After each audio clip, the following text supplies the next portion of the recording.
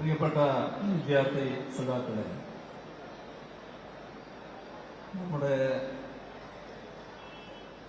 രാജ്യം ഒരു പ്രത്യേക ദശാസന്ധിയിലൂടെ കടന്നു പോകുന്ന ഘട്ടത്തിലാണ് SFIയുടെ ഈ സംസ്ഥാന സമ്മേളനം നടക്കുന്നത്. ഇവിടെ നേരത്തെ സൂചിപ്പിച്ചതുപോലെ രാജ്യത്ത് ഉയർന്നു വരുന്ന മൗലികമായ പ്രശ്നങ്ങളിൽ ഗൗരവമായി ഇടപെടുന്ന ഒരു സംഘടനയാണ് SFI. രാജ്യത്തിൻ്റെ പൊതു സാഹചര്യം എല്ലാ മേഖലയും പ്രത്യേക രീതിയിൽ മാറ്റി തീർക്കുക എന്നുള്ളതാണ്. അതിൻ്റെ ഭാഗമായി ചരിത്രം വല്ലാത്ത പ്രയാസം ജനങ്ങൾക്കുണ്ടാക്കുന്നു. ചരിത്രം ചരിത്രമായി രേഖപ്പെടുത്തിയാൽ ഇന്ന് നമ്മുടെ രാജ്യത്ത് ഭരണത്തിന് നേതൃത്വം കൊടുക്കുന്നവർക്ക് വല്ലാത്ത വിഷമാവും. കാരണം ഇന്ത്യ എന്ന രാജ്യം നേരത്തെ നമുക്കെല്ലാം അറിയാവുന്നതുപോലെ ബ്രിട്ടീഷ് സാമ്രാജ്യത്തിന് കീഴിലായിരുന്നല്ലോ. അന്ന് അതിനെതിരെയുള്ള പോരാട്ടം രാജ്യമാകെ ഒന്നിച്ചാണ് നടത്തിയത്. എല്ലാവരും ആ ധാരയിൽ ഒന്നായി നിന്നു.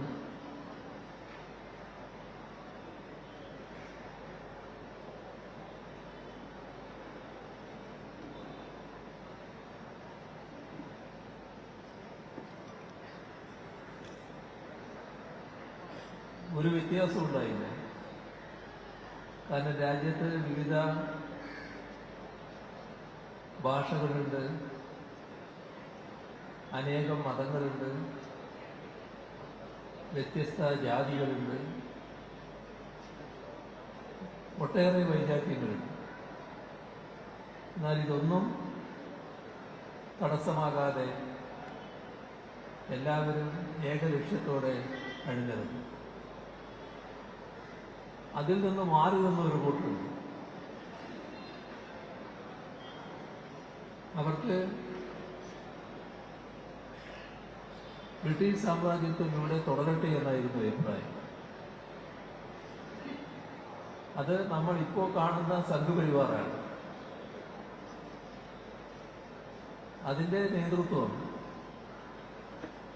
ആ കാലത്ത് ബ്രിട്ടീഷ് സാമ്രാജ്യത്വത്തിനടുത്ത് ബ്രിട്ടീഷ് സാമ്രാജ്യത്വത്തിൻ്റെ ഇന്ത്യൻ പ്രതിനിധി, ഇവിടുത്തെ തലവൻ, അന്നത്തെ വൈസ്രോയി, അദ്ദേഹത്തെ കണ്ട് നിങ്ങൾ ഇവിടുന്ന് പോകണമെന്ന അഭിപ്രായം ഞങ്ങൾക്കില്ല, നമ്മൾ രണ്ടു കൂട്ടരും തമ്മിൽ ഒരഭിപ്രായ വ്യത്യാസമില്ല, നിങ്ങളിവിടെ തുടരണം. ഈ സന്ദേശം നേരിട്ട് നൽകിയവരാണ്. ഇപ്പൊ രാജ്യത്തിൻ്റെ ചരിത്രം രേഖപ്പെടുത്തുമ്പോൾ ഇതുകൂടി വരും. ഇതടക്കമുള്ള ഒട്ടേറെ കാര്യങ്ങൾ വരും. ഞാൻ ആ ഭാഗത്തേക്ക് വളരെ വിശദമായിട്ട് പോവുകയല്ല. ഇങ്ങനെയുള്ള കാര്യങ്ങൾ രേഖപ്പെടുത്തിയാൽ തങ്ങൾക്ക് സ്വാതന്ത്ര്യ സമരത്തിൽ യാതൊരു പങ്കുമില്ല എന്ന് ചരിത്രം തിരുത്തണം. തിരുത്തുന്നത് നാം കാണുകയാണ്. സാധാരണ ഏത് സമരത്തിലായാലും ആ സമരത്തിൽ പങ്കെടുത്ത് അതിൻ്റെ ഭാഗമായുള്ള ജയിൽ ശിക്ഷ അനുഭവിക്കേണ്ടി വന്നാൽ ആ ജയിലറയിൽ നിന്ന് സാധാരണ സമരഭടന്മാർ മാപ്പെഴുതി കൊടുത്തു പോകില്ല. പക്ഷെ അന്തമാനിൽ വെച്ച്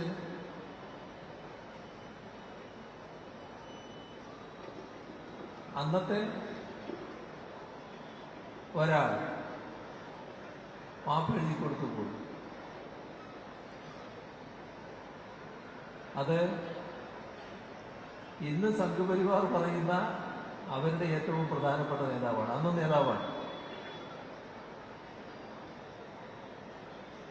അങ്ങനെ മാപ്പെഴുതി കൊടുത്തു പോന്നപ്പോൾ ആ മാപ്പെഴുതിയ ആളെ ചരിത്രം സ്വാതന്ത്ര്യ സമരത്തെ വഞ്ചിച്ച ആളായിട്ട് മാത്രമേ കാണൂ. ചരിത്രം തിരുത്തുന്നതിൻ്റെ ഭാഗമായി ഇപ്പോഴുള്ള ഗവൺമെന്റ് അദ്ദേഹത്തിന് വലിയ പദവികൾ സമ്മാനിക്കുന്നു, വീരത്വം സമ്മാനിച്ചു കൊടുക്കുന്നു, സ്വാതന്ത്ര്യ സമര സേനാനിയായി വാഴ്ത്തുന്നു. അദ്ദേഹത്തെ എവിടെയെല്ലാം ആദരിക്കണോ അവിടെയൊക്കെ ആദരിക്കുന്നു.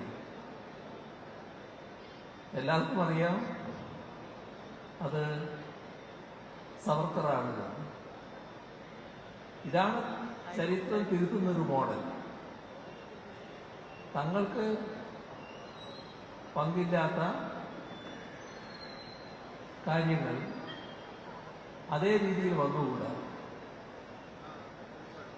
കാവ്യവൽക്കരണം എന്നൊക്കെ പറയുമ്പോൾ ഒരു കാവ്യടിക്കലല്ലാതെ ഈ രീതിയിലുള്ള ഇടപെടലുകളാണ് വന്നുകൊണ്ടിരിക്കുന്നത്. അപ്പൊ അത്തരം നീക്കങ്ങൾക്കെതിരെ നമ്മുടെ രാജ്യത്ത് വലിയ പ്രസ്ഥാനങ്ങൾ ഉയർന്നു വരുന്നുണ്ട്, പ്രതിഷേധങ്ങൾ ഉയർന്നു വരുന്നുണ്ട്. ഇതിലേറ്റവും ഫലപ്രദമായി ഇടപെടുന്ന സംഘടനയാണ് SFI എന്നതിൽ നിങ്ങൾക്ക് എല്ലാവർക്കും അഭിമാനിക്കാവുന്നതാണ്. കാരണം അത്തരമൊരു സംഘടനയുടെ ഭാഗമായാണ് നിങ്ങൾ പ്രവർത്തിക്കുന്നത്. അതൊരു സ്വാഭാവിക പ്രക്രിയയാണ്. SFI രാജ്യത്തിന്റെ പൊതുവായ പ്രശ്നങ്ങളിൽ കൃത്യതയാർന്ന നിലപാട് സ്വീകരിച്ചു പോകുന്നൊരു സംഘടനയാണ്. SFI രൂപം കൊണ്ടതിന് ശേഷവും SFI രൂപം കൊള്ളുന്നതിന് മുൻപുള്ള സംസ്ഥാനങ്ങൾ തോറുമുള്ള സംഘടനകൾ എടുത്താൽ അതും എല്ലാ ഘട്ടത്തിലും കൃത്യതയാർന്ന നിലപാട്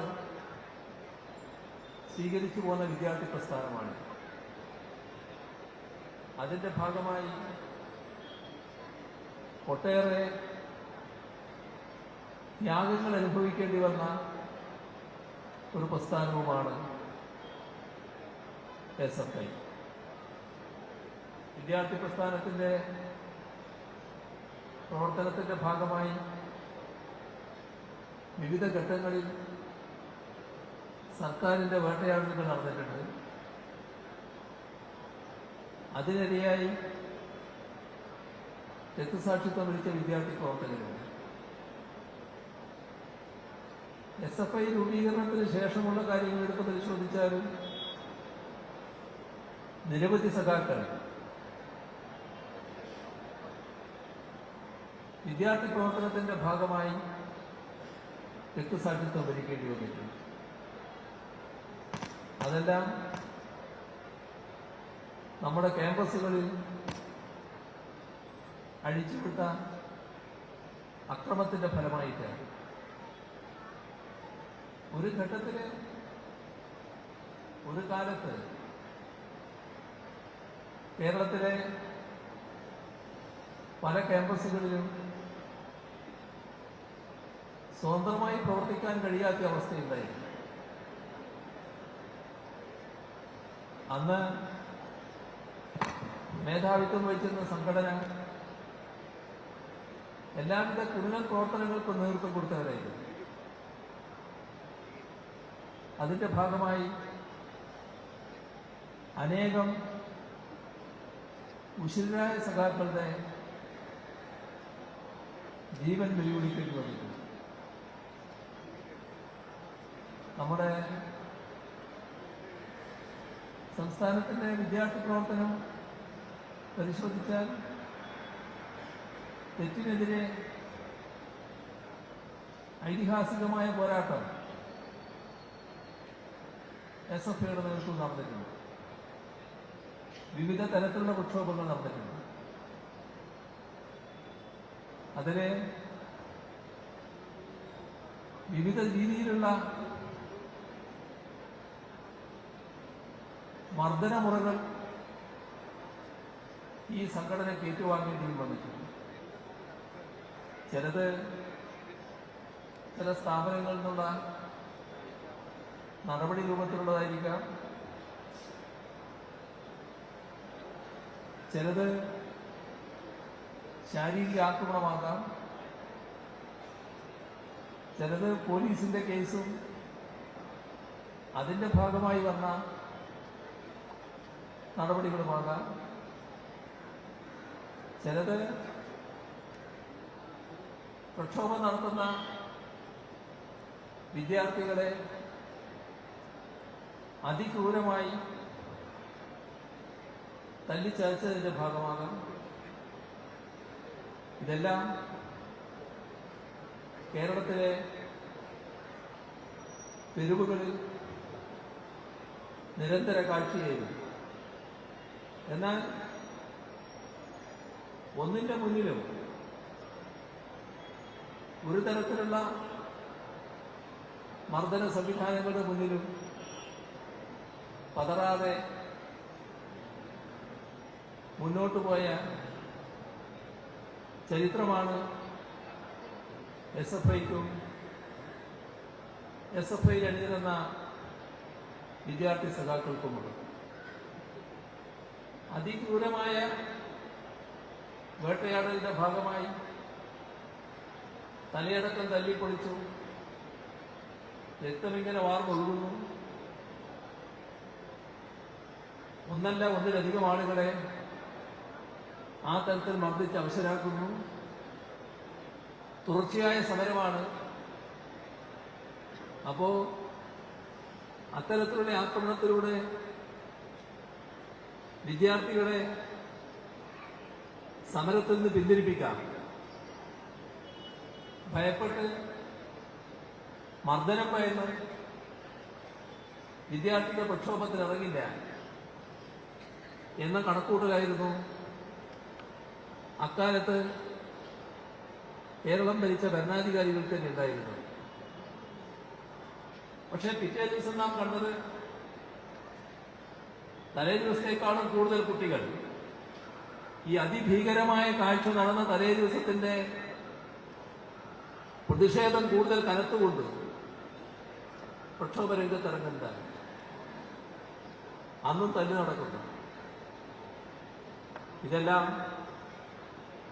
SFI നടന്നു വന്ന വഴികളിലുള്ള ചിത്രങ്ങളാണ്. ഒന്നിന്റെ മുന്നിലും പതറാതെ മുന്നോട്ട് പോയ പാരമ്പര്യമാണ് SFIക്കും SFIയിൽ അണിനിരന്ന വിദ്യാർത്ഥി സഖാക്കൾക്കുമുണ്ട്. പക്ഷെ ഒരു കാര്യത്തിൽ നിങ്ങൾക്കെല്ലാം അഭിമാനിക്കണം, SFIക്ക് അഭിമാനിക്കണം. കാരണം നിരവധി സഖാക്കൾ രക്തസാക്ഷിത്വം വരിച്ചു. അതിൽ KSUവിന്റെ ആക്രമണമുണ്ട്,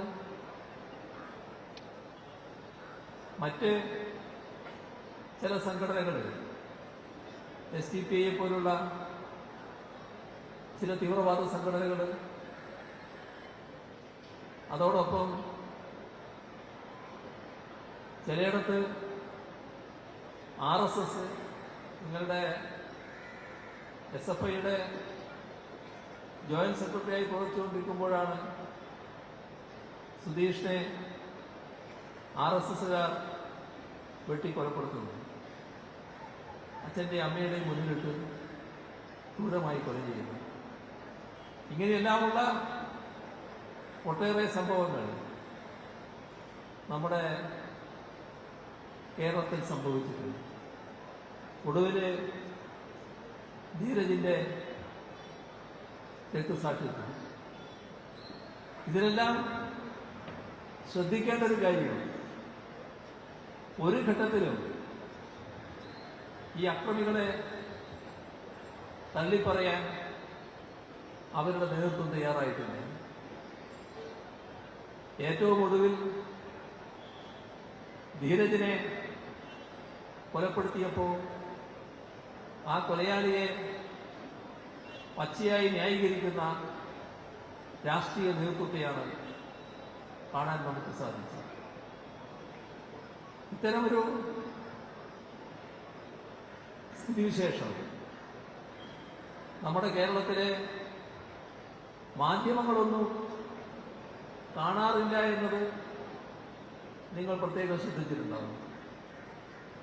SFIക്കാർ ആക്രമിക്കപ്പെട്ടാലോ കൊല ചെയ്യപ്പെട്ടാലോ അതൊന്നും ഒരു പ്രധാന പ്രശ്നമല്ല എന്ന മട്ടിലുള്ള നിലപാടാണ് പൊതുവെ വലതുപക്ഷ മാധ്യമങ്ങൾ സ്വീകരിക്കുക.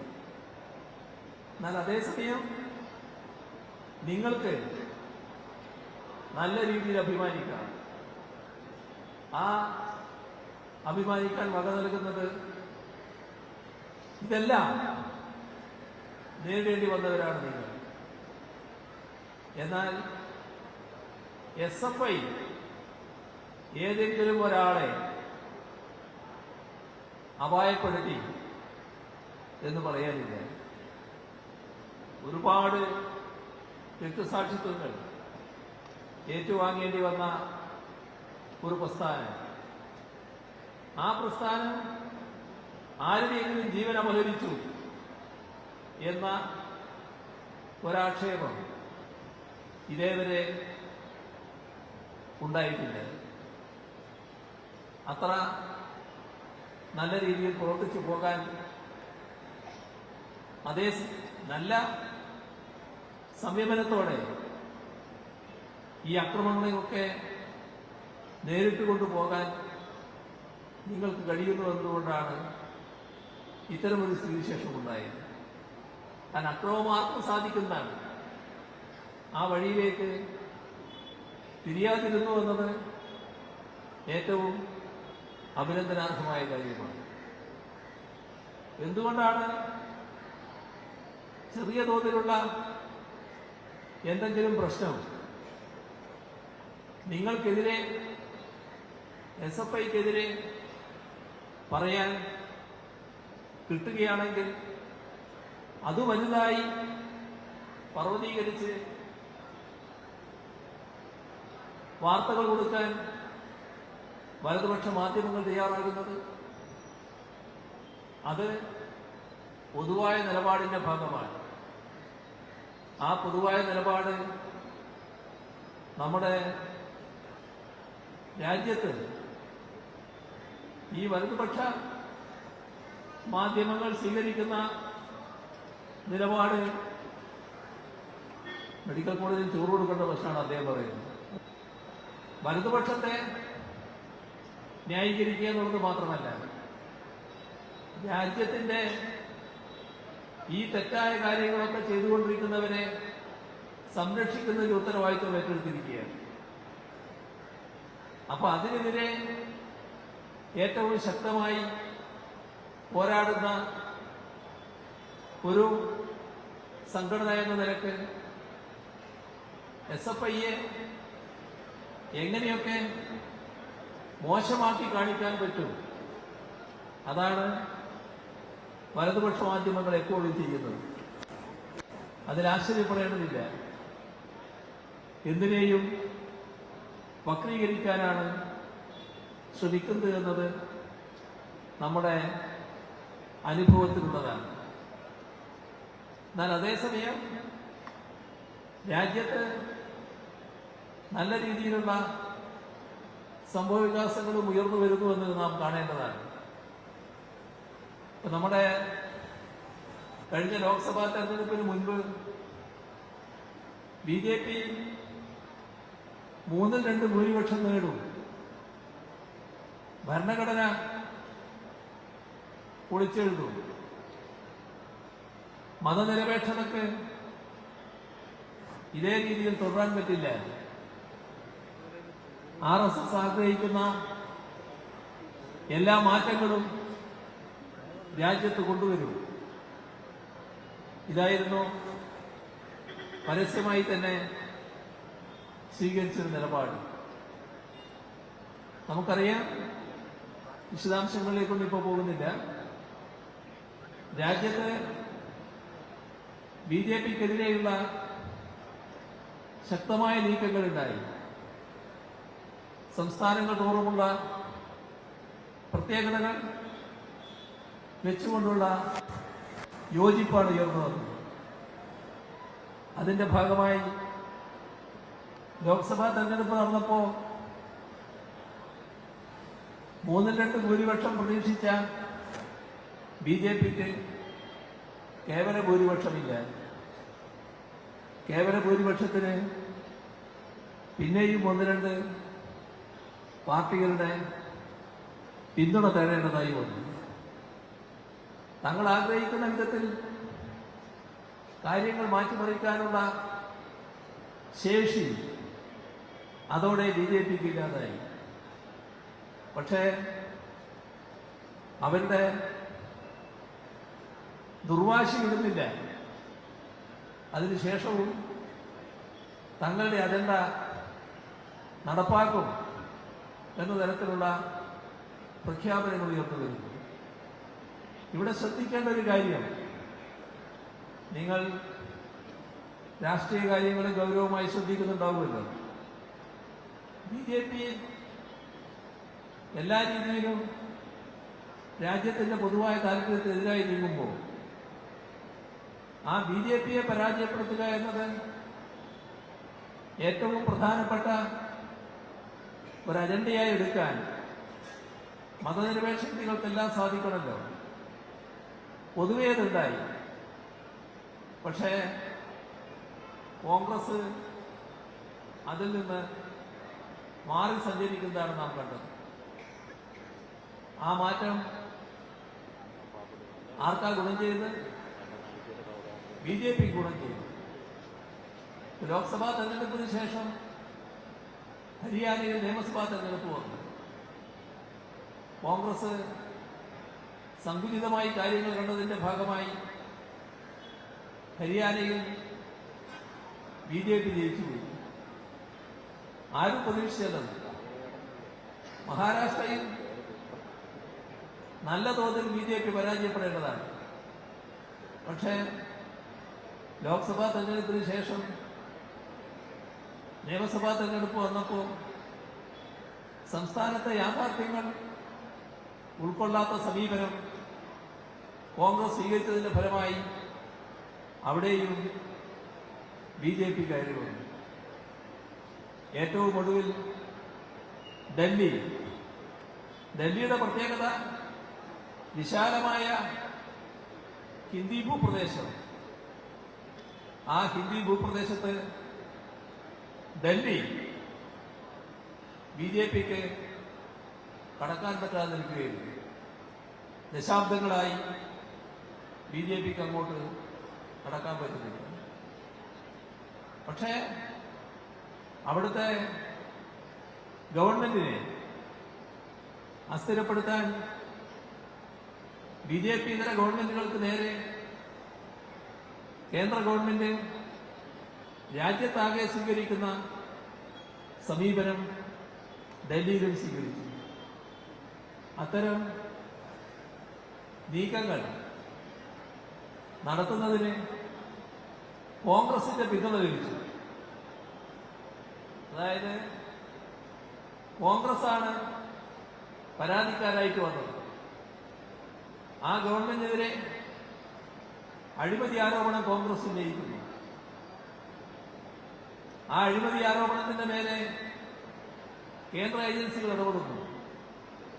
അതിന്റെ ഭാഗമായി ഡൽഹി ഉപമുഖ്യമന്ത്രിയെ ആദ്യം അറസ്റ്റ് ചെയ്യുന്നു.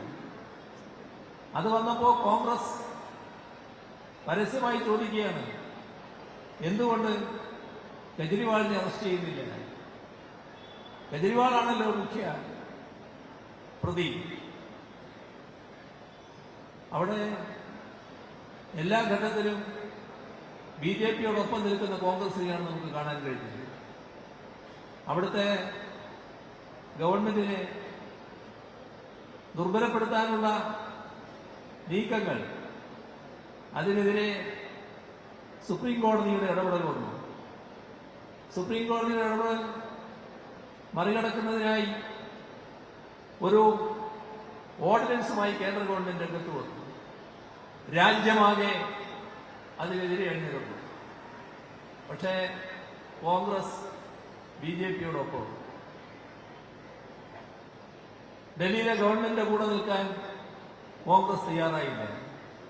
രാജ്യമാകെ ഒന്നിച്ചായപ്പോൾ അവസാനം പേരിനൊരു ശബ്ദം കോൺഗ്രസിന്റെ ഭാഗത്ത് നിന്ന്. ഇപ്പോ തെരഞ്ഞെടുപ്പ് വന്നു, നിയമസഭാ തെരഞ്ഞെടുപ്പ്.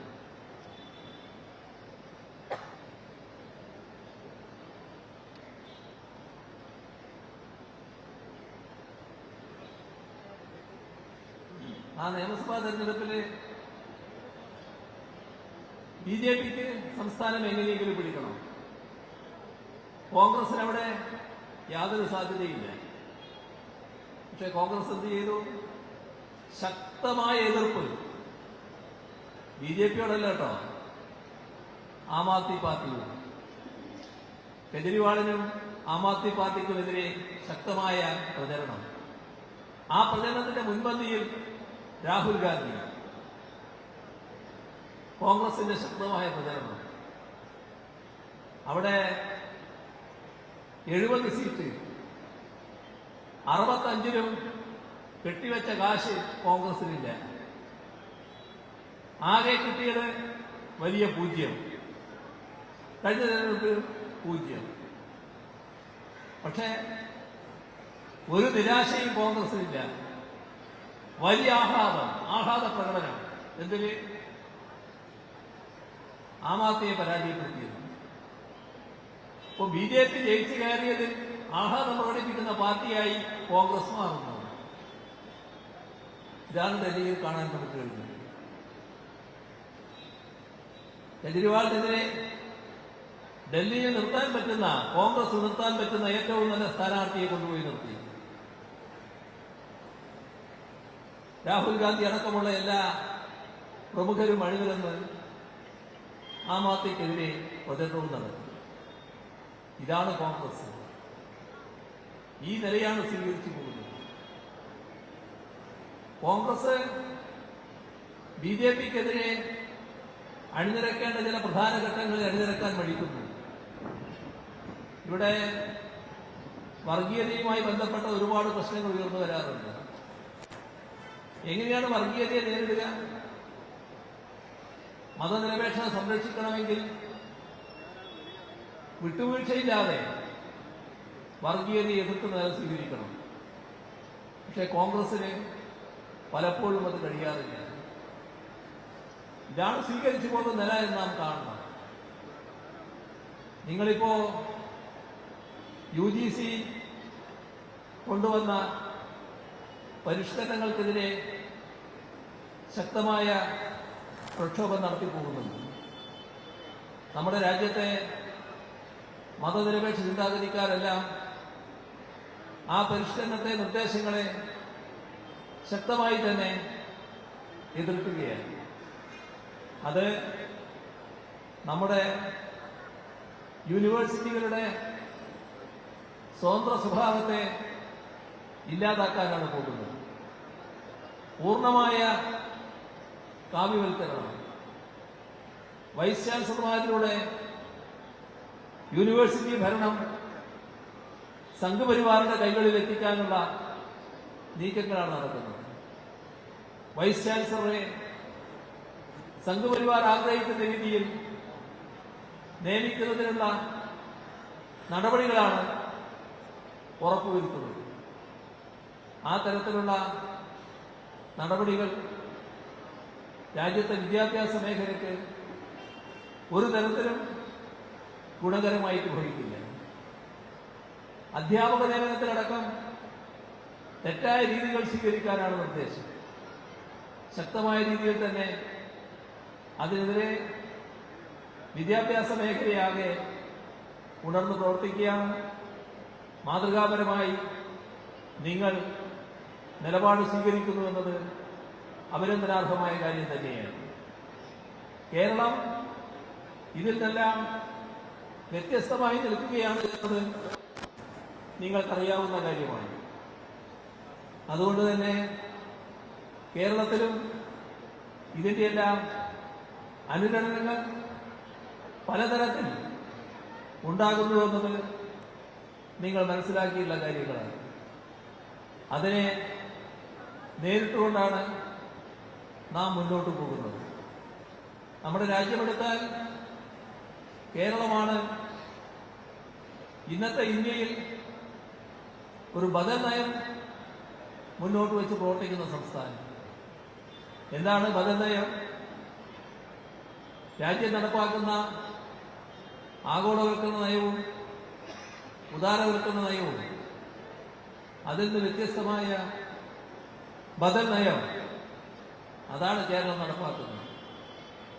എന്താണ് അതിൻ്റെ അനുഭവം? നമുക്ക് 2011 മുതൽ 2016 വരെ കേരളത്തിലെ UDF സർക്കാരായിരുന്നു ഭരിച്ചിരുന്നത്. ആ കാലയളവിൽ കേന്ദ്രത്തിൽ 2 ഗവൺമെന്റ് ഉണ്ടായി. ആദ്യത്തേത് മൻമോഹൻ സിംഗ് നേതൃത്വം കൊടുത്ത ഗവൺമെന്റ്, രണ്ടാമത്തേത് നരേന്ദ്രമോദി നേതൃത്വം കൊടുത്ത ഗവൺമെന്റ്. ഇവിടെ UDF ഗവൺമെന്റ്. ഈ 3 ഗവൺമെന്റുകളും ഒരേ നയമാണ് നടപ്പാക്കിയത്. ഒരു വ്യത്യാസം ഉണ്ടായിരുന്നില്ല. ആ നയത്തിന്റെ കെടുതി അനുഭവിച്ചവരാണ് നമ്മുടെ കേരളവും കേരളീയരും. എല്ലാ കാര്യങ്ങളിലേക്കും ഇപ്പോൾ കടന്നു പോകുന്നില്ല. പക്ഷേ വിദ്യാഭ്യാസ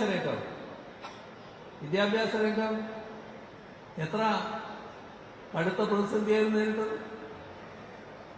ആ കാലത്ത് പൊതുവിദ്യാഭ്യാസ മേഖല ആകെ തകർന്നു പോകുമെന്നാണല്ലോ കണക്കാക്കിയിരുന്നത്. എന്തായിരുന്നു കേരളത്തിലെ അവസ്ഥ? അനാദായകരം എന്ന് പറഞ്ഞുകൊണ്ട് സ്കൂളുകൾ അടച്ചുപൂട്ടുന്ന അവസ്ഥ. ദയാവധത്തിന് കാത്തു നിൽക്കുന്ന 4000-ഓളം സ്കൂളുകൾ കേരളത്തിൽ ആ ഘട്ടത്തിൽ പട്ടിക തയ്യാറാക്കിയിരിക്കുന്നു. കുട്ടികള് ആ സ്ഥാപനങ്ങളിൽ നിന്ന് ഒഴിഞ്ഞു പോകുന്നു. പൊതുവിദ്യാഭ്യാസ സ്ഥാപനങ്ങളിൽ നിന്ന് ഒഴിഞ്ഞു പോകുന്നു. എത്ര? 5 ലക്ഷം കുട്ടികൾ. ഇതായിരുന്നു 2016 അവസ്ഥ. അത് മാറ്റാൻ ആ തെരഞ്ഞെടുപ്പില് LDF ജനങ്ങളുടെ മുന്നിൽ പറഞ്ഞു, ഞങ്ങൾ ഈ നില മാറ്റും. അതടക്കമുള്ള കാര്യങ്ങൾ ജനങ്ങൾ മുഖവിലക്കെടുത്തു. LDFനെ അധികാരത്തിലെത്തി. ആ പറഞ്ഞ കാര്യങ്ങൾ ഓരോന്നും നടപ്പിലാക്കാനുള്ള ശ്രമമായി. പൊതുവിദ്യാഭ്യാസ മേഖല എടുത്തു നോക്കൂ. പൊതുവിദ്യാഭ്യാസ മേഖല നേരത്തെ ഉള്ള ദയനീയാവസ്ഥയിൽ നിന്ന് മാറിയല്ലോ. ഇന്ന് കേരളത്തിൽ ഏത് ഭാഗത്ത് പോയാലും പൊതുവിദ്യാഭ്യാസ സ്ഥാപനങ്ങൾ മികവിന്റെ കേന്ദ്രങ്ങളായി നിൽക്കുകയാണല്ലോ. നല്ല രീതിയിലുള്ള പശ്ചാത്തല സൗകര്യം ഒരുക്കിയല്ലോ. 5000 കോടിയോളം രൂപയാണ് ആ പശ്ചാത്തല സൗകര്യത്തിന് വേണ്ടി മാത്രം ചെലവഴിച്ചത്. അതോടൊപ്പം ക്ലാസ് മുറികൾ സ്മാർട്ട് ക്ലാസുകളായി, സ്കൂളുകള് ഹൈടെക്കായി. വലിയ മാറ്റം. ആ മാറ്റം ഏവരും അംഗീകരിക്കുന്നു. 5 ലക്ഷം കൊഴിഞ്ഞുപോയ സ്ഥാനത്ത് 10 ലക്ഷം കുട്ടികൾ പുതുതായി പൊതുവിദ്യാഭ്യാസ സ്ഥാപനങ്ങളിലേക്ക് വരുന്നു. കേരളത്തിലെ വിദ്യാഭ്യാസ മേഖല തകരാതെ പോയത് ഈ ഇടപെടൽ കൊണ്ടല്ലേ? ഒന്ന് സങ്കല്പിച്ച് നോക്കൂ. 2016 തെരഞ്ഞെടുപ്പിൽ അതേവരെ അധികാരത്തിലുണ്ടായിരുന്ന UDF സർക്കാർ തന്നെയാണ് അധികാരത്തിൽ തുടർന്നിരുന്നെങ്കിൽ അന്ന് ദയാവധത്തിൽ വെച്ച 4000 മാത്രമല്ല, അതിൻ്റെ കൂടെ കുറെ ആയിരങ്ങൾ കൂടി സ്കൂളുകൾ പൂട്ടിപ്പോകുന്ന അവസ്ഥ എന്താകുമായിരുന്നു? 5 ലക്ഷമാണ് അതേവരെ കൊഴിഞ്ഞു പോയതെങ്കിൽ ദശലക്ഷക്കണക്കിന് കുട്ടികൾ പിന്നീട് ഒഴിഞ്ഞു പോകുമായിരുന്നു.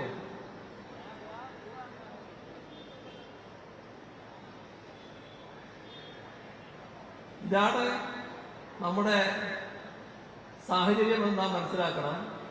എനിക്ക് വേറൊരു പരിപാടി ഈ സമയത്തുള്ളതാണ്. നമ്മുടെ ഈ താമസം പിടിച്ചല്ലോ. ഇനി ചില കാര്യങ്ങൾ നിങ്ങളോട് പറയാനുണ്ടായിരുന്നു, പക്ഷെ പറയാൻ ഇപ്പോൾ സമയമില്ല. 1:15 ഒരു സ്ഥലത്ത് എത്തേണ്ടതാണ്. അപ്പൊ ഇത്തരം കാര്യങ്ങളാണ് മതനയം എന്ന് പറയുന്നത്. പക്ഷെ പിന്നീട് നമുക്കൊരു ഘട്ടത്തിൽ പറയാം. ഈ മതനയം എങ്ങനെയെല്ലാം തകർക്കാൻ പറ്റും എന്നാണ് നോക്കിക്കൊണ്ടിരിക്കുന്നത്. അത്തരം കാര്യങ്ങളിൽ ഇതിനെ സംരക്ഷിക്കുക. പൊതുവിദ്യാഭ്യാസ രംഗം മാത്രമല്ല, ഉന്നത വിദ്യാഭ്യാസ മേഖല മികവിന്റെ കേന്ദ്രമായി മാറുകയാണ്. ഇപ്പോ രാജ്യത്തെ സർക്കാർ യൂണിവേഴ്സിറ്റികൾ എടുത്താൽ ആദ്യത്തെ 12-ൽ 3 കേരളത്തിലുള്ളതാണ്. കേരളയും കൊച്ചിയും ഗാന്ധിയും. 43-ൽ കാലിക്കറ്റ് നിൽക്കുന്നു. അങ്ങനെ മികവിന്റെ കേന്ദ്രങ്ങളായി മാറുന്നു. എല്ലാ രംഗത്തും വലിയ മാറ്റം വരുന്നു.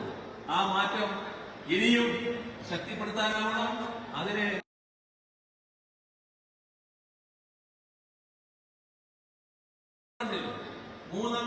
കേരളത്തിലുള്ളതാണ്. കേരളയും കൊച്ചിയും ഗാന്ധിയും. 43-ൽ കാലിക്കറ്റ് നിൽക്കുന്നു. അങ്ങനെ മികവിന്റെ കേന്ദ്രങ്ങളായി മാറുന്നു. എല്ലാ രംഗത്തും വലിയ മാറ്റം വരുന്നു. ആ മാറ്റം ഇനിയും ശക്തിപ്പെടുത്താനാവണം. അതിന് നല്ല രീതിയിലുള്ള സഹകരണവും പിന്തുണയും നിങ്ങളിൽ നിന്നാകെ ഉണ്ടാകണം എന്ന് അഭ്യർത്ഥിച്ചുകൊണ്ട് നല്ല ഭാവി നിങ്ങളുടെ പ്രവർത്തനങ്ങൾക്കുണ്ടാകട്ടെ. നിങ്ങളിപ്പോൾ തുറന്നു പോകുന്ന രീതിയിൽ സംശുദ്ധമായ രീതികൾ തുടരുക. ഏതെങ്കിലും തരത്തിലുള്ള തെറ്റുകൾ സംഭവിക്കാതിരിക്കുക.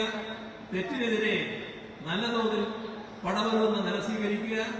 അങ്ങനെ SFIയുടെ പ്രത്യേകത കാത്തു സൂക്ഷിക്കാൻ നിങ്ങൾ കഴിയട്ടെ എന്നുകൂടി ആശംസിച്ചുകൊണ്ട് ഈ സമ്മേളനം ഔപചാരികമായി ഉദ്ഘാടനം അറിയിച്ചുകൊണ്ട് അവസാനിപ്പിക്കുന്നു. നിങ്ങൾക്ക് സ്നേഹാഭിവാദം.